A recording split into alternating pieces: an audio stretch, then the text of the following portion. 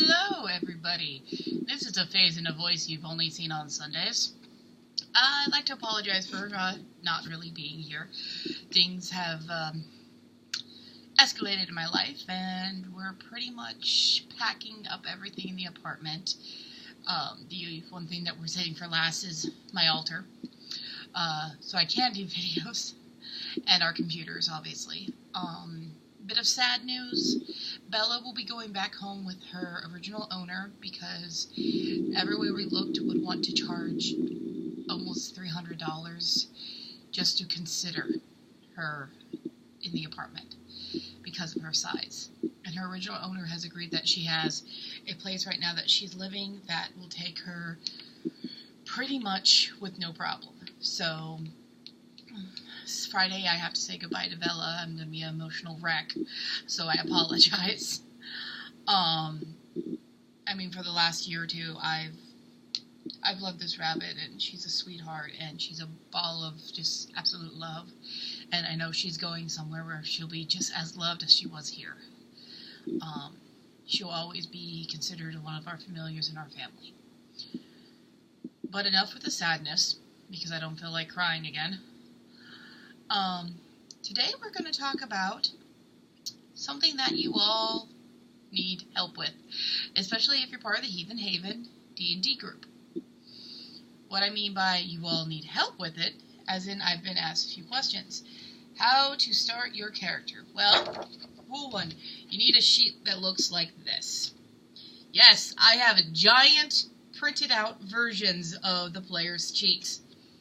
Right here is where all your stats will go. Right here will be your abilities. And I'm sure this looks in reverse and I look horrible because of lighting.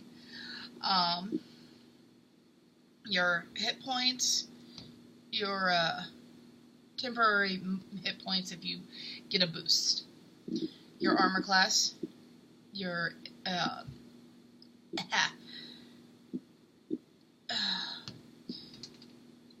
what was that?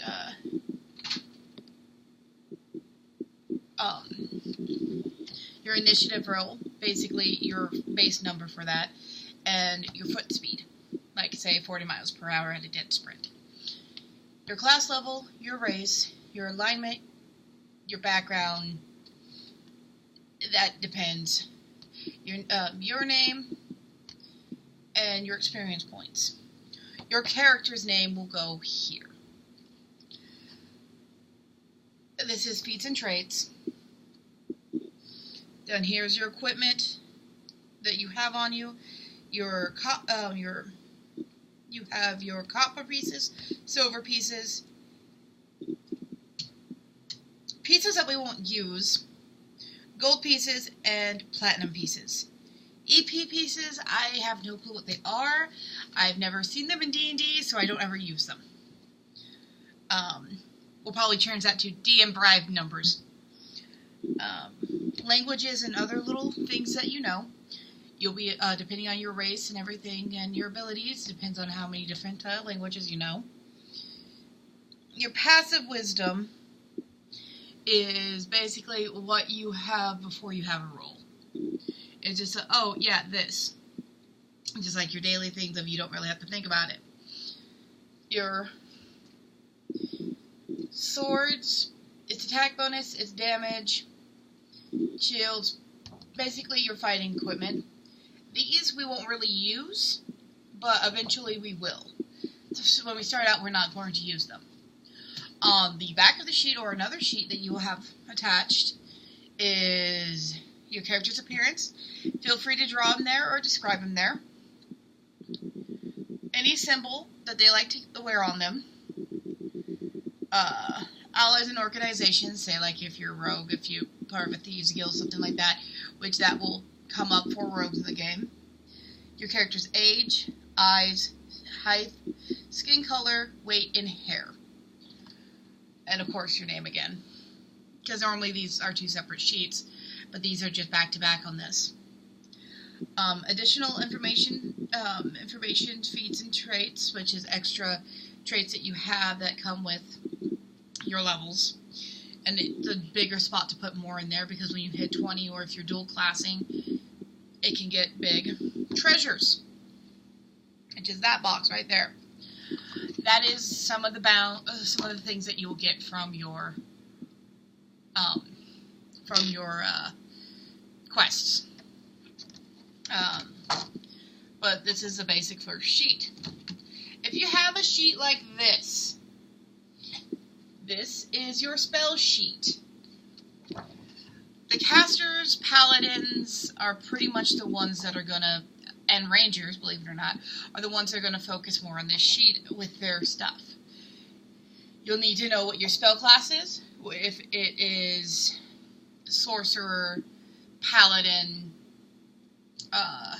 warlock, stuff like that.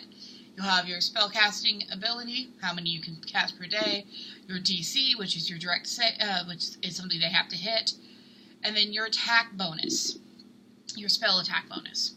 And of course you have your cantrips, which are 0-level spells, which you can have almost a lot of those and use them whenever. Your first level slots, which you can only have so many. How many that you know and how many that you can use a day are two separate numbers. You can know 12, but you can only maybe use 6 a day. Because of your actual spiritual energy. Same with all the others. So you'll put them all out in a nice little line, and we'll have a book along with us that will describe what your spell does. An already made sheet, and this is a rogue, my rogue Vincent sheet. As you can see, I have a lovely handwriting. Those were his initial rolls. So he has a 15, a 20, a 17, a 16, 13, and a 14. Oh, what DM? Oh, right, I know who DM this is. So, the only reason why his dexterity is 20 is because he's a rogue human dark elf. He has a special ability that ups one of his stats, and that chose to be dexterity. So he's a half-elf. His nature alignment is chaotic neutral, which is pretty much me on a daily basis. Your background will be linked to the personal traits, ideals, bonds, and flaws. That will pick out together, because it's something that clanks with you. I have a 19 in armor class because of my armor. I have a 5 in a base 5 before rolling for initiative, and my foot speed is 30, meaning I can sprint at 30 miles per hour. My total hit points, because I am a level 1 character, is 13. Believe it or not, as a level 1 character, a cat can kill you. Because in general, real life, a cat could probably kill you if they tried. My total hit die every time I level up is I roll a d8. My weapons I have on me are a rapier, short sword, and daggers. Which, they don't have attack bonuses at the moment, but it does 1d8 in damage of piercing for the rapier. Short sword does 1d6 in piercing and slashing. Yes, he's a dual wielder. The daggers, which are throwable, is a d4 piercing. The difference between piercing and slashing. Piercing can be used on almost anything but undead creatures, because that doesn't do anything to them. Slashing can cut it. A rapier does not slash. It pierces because of the type of weapon it is. Same with daggers, especially if you're using them to throw. I have leather armor, a small gold buckler, which is a type of shield, and I have a thing on my leather armor that gives me a +5 to everything, including my hit. That was a special enchantment that I paid buku bucks out of my pocket for. There will be certain things that you get to take with you from the start.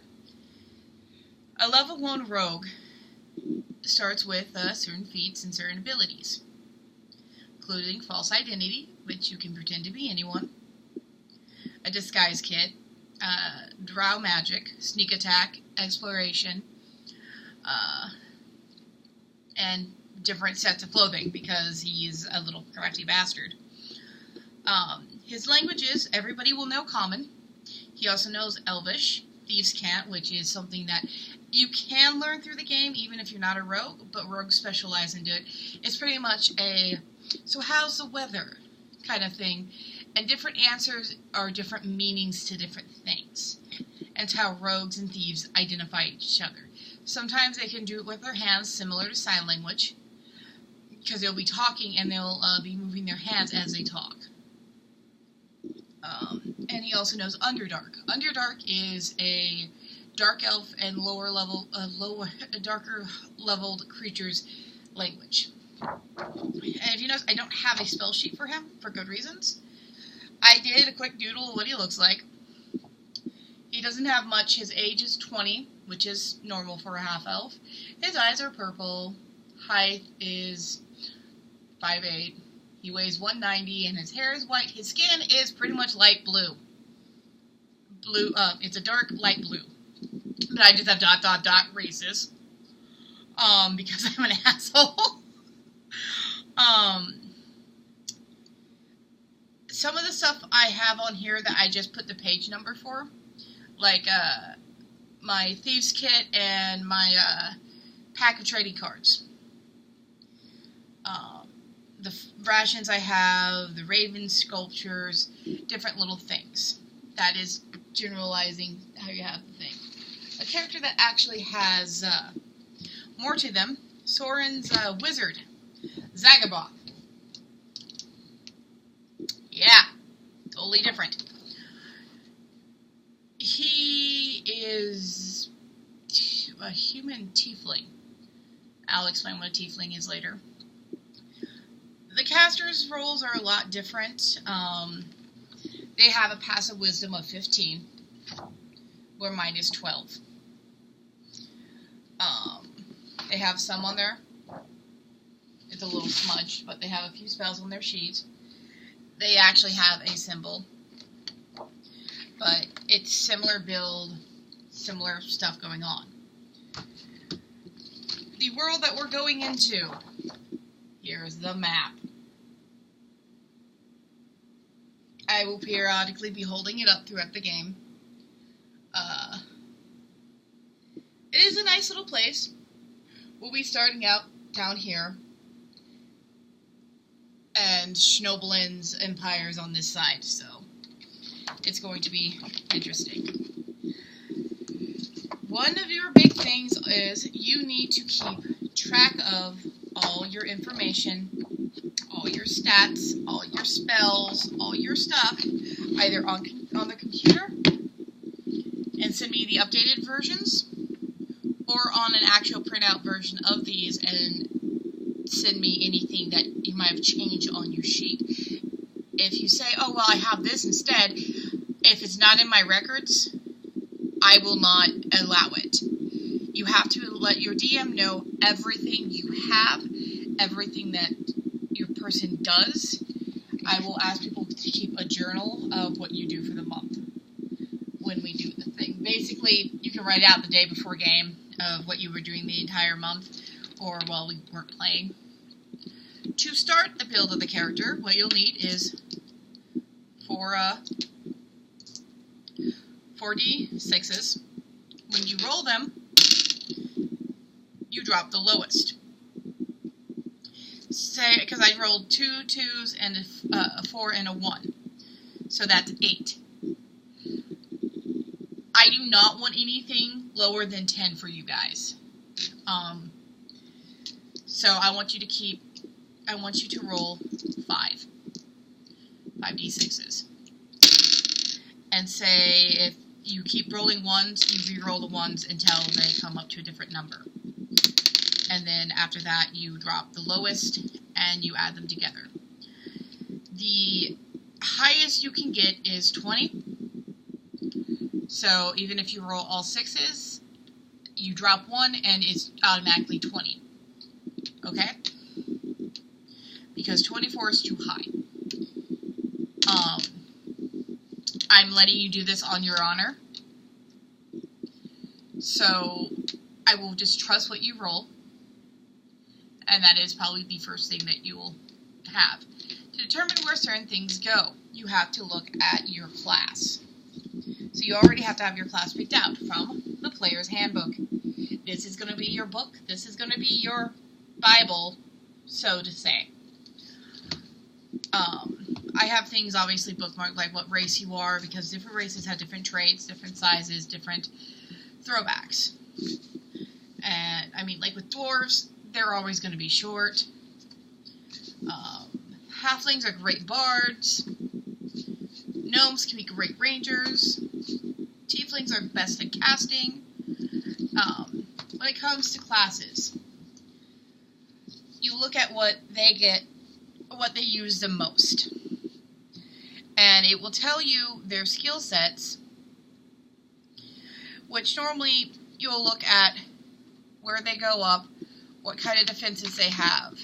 Say if you're reading their thing, a lot of theirs is based off of dexterity and strength. Those are where you want the highest. Constitution, you want pretty decent as well, because that determines how high your hit points are. Say for a bard, though, you want Constitution, Intelligence, Wisdom, and Charisma. You want those to be your highest. Your dump stats will be your Strength and Dexterity, unfortunately. But even some bards use a lot of Dexterity. But mostly you're walking around with a instrument singing and buffing people, and you can use it to cast spells. A bard is a performer. Because you can get things like Jack of all trades. Like, you will find that this thing right here, which is the bard's level sheet. Like level 1, you get a 2 proficiency bonus. That goes into your proficiency, which that's, like, if it says, oh, you have this ability, that is what your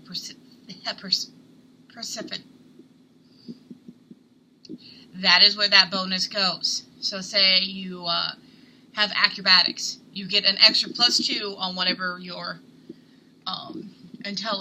whatever your strength is. So you get your strength modifier and a +2 added into that. Bards, you kind of want to make sure everything is up. You will have spell DC saves, because you need that. You get spellcasting and Bard's Intuition. Bards are pretty much your run-of-the-mill scholars, tricksters, singers. Basically, they're an interesting little bunch. You have your clerics. Everybody knows those are the healers. But the healer can do damage, too. They can beat you with their hammer. They can heal you. They can fight. Clerics do double duty. They can also cast light spells like Fairy Fire, Fireball, Wall of Flames, fun things like that. They're a little bit more, the casting ones are a little bit more complex, and if you want to do a caster, I want you to read the entirety of that section for that caster. Like with Druids, you want to read everything. And I suggest before you do your rolls, then read up on what character build you want to do. Fighters, you're going to rely more on your strength and dexterity along with your constitution. Charisma is also a good thing to have as well, because you will be needing to bluff a lot. But they can also learn cantrips. Monks, you are pretty much using no weapon. Your hands are your weapons. Your feet are your weapons. Your body is your weapon. Again, it's a good idea to read up on the classes. One of the classes I know the most about are paladins and rogues. Guess what I play a lot of? If you notice, I'm not mentioning anything about making sure your alignment's in a certain way. Luckily, 5, the version we're playing, 5, does not take alignment into consideration anymore. You could be chaotic evil, but you'd be considered a fallen paladin. You'll be a paladin of evil, but we're not exactly evil. Most paladins will have somewhere up in the lawful bracket. If you go into the evil bracket, that means you're more of a fallen paladin. When it comes to picking your subclass, that will be a lot later. That will be when you hit that level. I will help you with that because you'll have like the Sacred Oath Paladin, the Cleansing Touch, the Scorched Charger, Oath of the Ancients, stuff like that. There's different perks to different traits that you guys can choose. Because there's Oath of the Vengeance. Then there's Rangers, which I'm proficient with those too. They do rely on Dexterity, Constitution. You just want good rolls in general. If you have to have a dump stat with anything, sometimes I would say go with what you know your character won't use a lot of. If that's strength, then go with that. Rangers, you do need strength. Their main save throws are with strength and dexterity. So you want to keep that in mind. You want to keep in mind what you'll be using the most with your character. With rogues, their main save throws is dexterity and intelligence. Why? You have to be nimble and quick, but you have to be smart about it. Rogues are one of those that you put a lot into your dexterity and your constitution because you want high hit points for yourself, but you also want to be able to be a sneaky little bastard. A level 1 rogue gets a +2 gets a +2. Their sneak attack damage, because they immediately get sneak attack, is 1d6. This sneak attack goes up to 2d6s at 3rd level, and that's when you get to choose your archetype. You immediately get Exploration, Sneak Attack, and Thieves' Cant. A 20th level rogue, 10d6s for your sneak attack. So basically, you could essentially, with 1 sneak attack plus your weapon damage, take out a dragon in one go. I'm not kidding. Combine that with skirmish if you're a ranger, and then everything's fucked. But I'm not going to let that happen. The archetypes would be like thieves, assassins, arcane trickster, which at that point you will start developing your spell casting. Sorcerers use raw magic. Sorcerers are one of the dangerous classes you can choose. Your save throws are your charisma and your constitution. But a lot of your stuff goes off of your wisdom and your intelligence. They get their own sorcerer pack. They get their own abilities. They can get pretty nasty, actually. Sorcerers can also learn magic from other groups. They can learn from wizards. They can learn from clerics. They can learn from necromancers. They're ones that can take spells from other trees, but at the same time, they are also the ones that have an archetype such as their bloodline. They have something called wild magic. There's a lot you can do with the wild magic sage. The wild magic is basically, you say you do your wild magic, and you roll a d100. What is that, you ask? This die combined with the d10.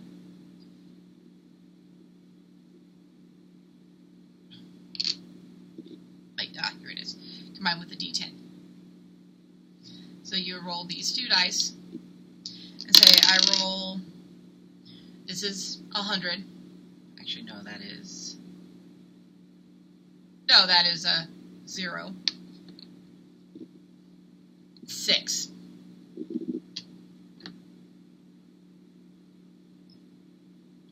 Yeah, 100 is the 10.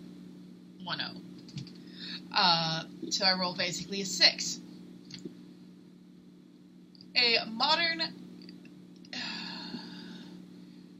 choices and control of the DM Dungeon Masters approved in this an acquired space within 5 feet of you.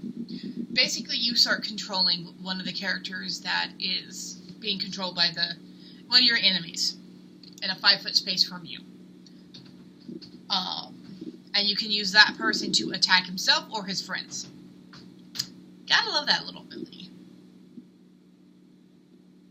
If you roll 99 to 100, you regain all of your points, which is a good thing. That is something that you can roll daily. And that thing will be with you all day. You can use that as many times as your spell slot will allow you. Warlocks are pretty deadly too. There's some of the ones that can use extra weapons. They go off of their save throws are the wisdom and charisma. They're pretty strong as well. They have path magic, which for them, a lot of the sorcerers, you will have to have your book with you so you can maintain your spells. Wizards! You're going to get familiar with these. Their save throws are intelligence and wisdom. They have a vast spellography to go through. They are smart, scary men, and most dragons you meet that are in the form of a human or an elf are wizards. You've been warned. They also are the one class that can go into necromancy. You will need at least two ranks in cleric in order to get over into necromancy, though. And those are pretty much the classes. Personalities and backgrounds will go through during the game. But this will be your best friend. So if you have a digital copy of this, I need you to have it open when you play. If you wanted to, you can buy something called the Starter Pack. This is up to you. What all comes into this? You don't have to. This is just one of the ones I have. Yeah, this cute little thing. Okay, these are all parts of the game. This is mostly for, like, the DM. This is called a blinder. This is what I use in-game if people are in front of me as my quick cheat sheet because of what's on it. And how I can do random encounters for you guys. Excuse me. But in this thing, you'll have some sheets that will come with it. Because yes, I do have some things already written out to be used. DM's notebook. I put that in there. This is just an all-around good thing to have with you if you're starting out D&D if you're starting out with this. And it does have quick notes, quick cheats. It's a good little pack to start with you. I would suggest if you want to start learning to be a DM, it's something to go with you. Yes, I will have pictures to show of certain areas. And if asked, I will pull it up. You see how this has grids on it? Those grids, those squares, are 5 feet squares. You can only move so many squares a turn. I wish I knew where my digital files of these were. If I did, it'd be so much easier, but I don't. But if you want to get more information on 5 and everything like that, and if you have the money, I'm not saying you have to, I would go get this, and it also details out how to make certain things. So this is a good get. It cost $20, and it comes. On the back, it comes with a set of. You get the description book. You get the 32-page rule book for character levels 1 through 5, which is a small character book. 5 pre-made character sheets, each sheet with suggested materials, and you get a set of dice. What they mean by a set of dice: D100, D10, D20, D8. This is a D12, a D6, your standard normal 6-sided dice, and this is a D4. There will be other odd little things that you can buy of dice as well. And I have a bunch of small D6s like this. If you have like the small or any kind of D6 dice like you would if you were just playing dice, you can use those for your D6s. But I just have my Loki set, which is the DM Doom set, so good luck. I also keep them all in a dice bag. I have multiple sets. But you will need dice for this. But this is just one thing you can get to help you learn. This is the only book I'm requiring right now. So you have to have this as a PDF form, but if you have a physical copy, that's good too, because you can mark it the way you need to mark it. Books you're going to see me pulling up: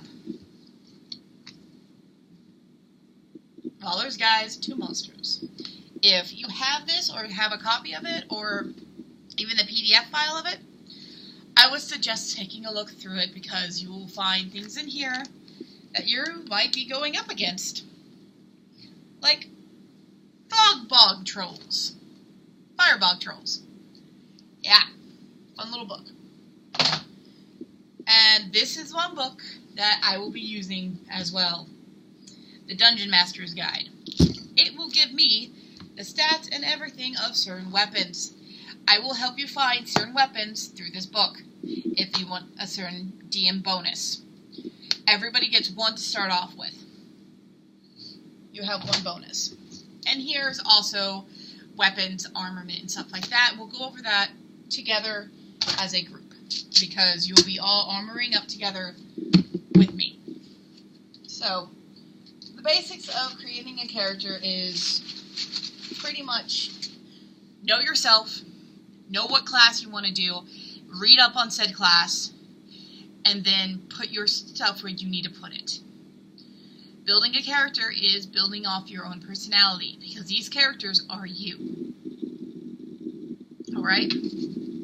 This character is based off of you. My computer went dark for a minute. So, with that, I say, welcome to the world of the internet. Welcome to the world of D&D. If you need me to keep any of your stats or anything, please send it to my email, which I will have in the description below. And we will get started on making sure everything's good. Hopefully, right after everything is said and done after moving, I'll be ready to go. So you have plenty of time to read up on these characters. You have plenty of time to get ready to do all this. So with that, I say happy character building and finding. Blessed be.